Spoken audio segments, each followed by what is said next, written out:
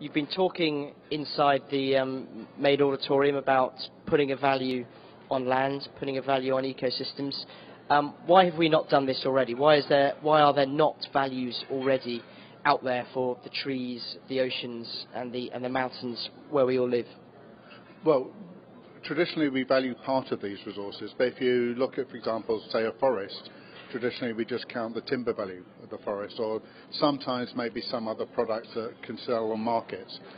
What we have not done is count other values, such as, for example, when local people are using things like wildlife or plants and so on, but it's not entering a market, or the carbon sequestration value of a forest, or its role in regulating water resources and so on. These are not traded on markets, so traditionally they've not really been taken into account when we're looking at value.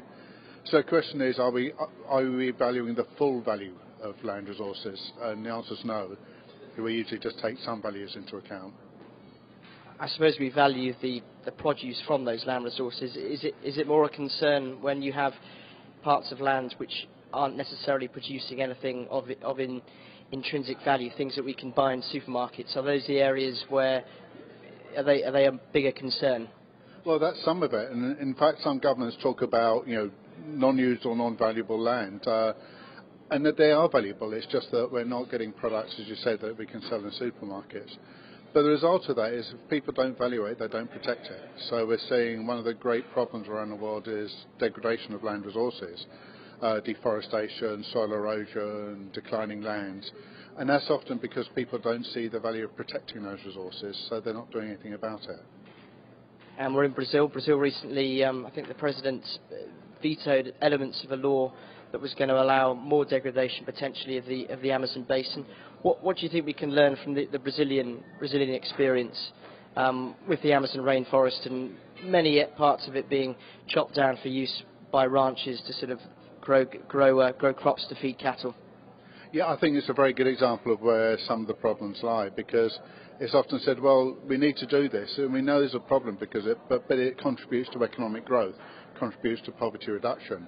Whereas if we leave as a forest, it doesn't, and that's misunderstanding. Yes, it contributes to national accounts as we measure them now, but our national accounts don't take account of many important values. And so if we're to really get an economic argument for both conservation but also for poverty reduction, because often many of the uses of land by poor people are also not taken into account or also not valued. So it's rather trying to get, when we talk about sustainable development, we then say, well, what's the complete picture? And how can we then value this complete picture for I think getting interrupted. How can we value this complete picture in terms of making an argument for conservation and for preservation of the resources? Now, the Amazon rainforest is a very dramatic example of this, and you can see that very visibly as some areas of forest decline. But I must also say that the Brazilian government and the people of Brazil have been turning that round, and we're now seeing some pretty good efforts to preserve what is left. But there are many much less dramatic but equally compelling examples from around the world where just the same problem is. And we see this reflected in things like soil erosion, deforestation, poor people's livelihoods being undermined, where the land resource base, which underpins the economy of all countries, is being degraded.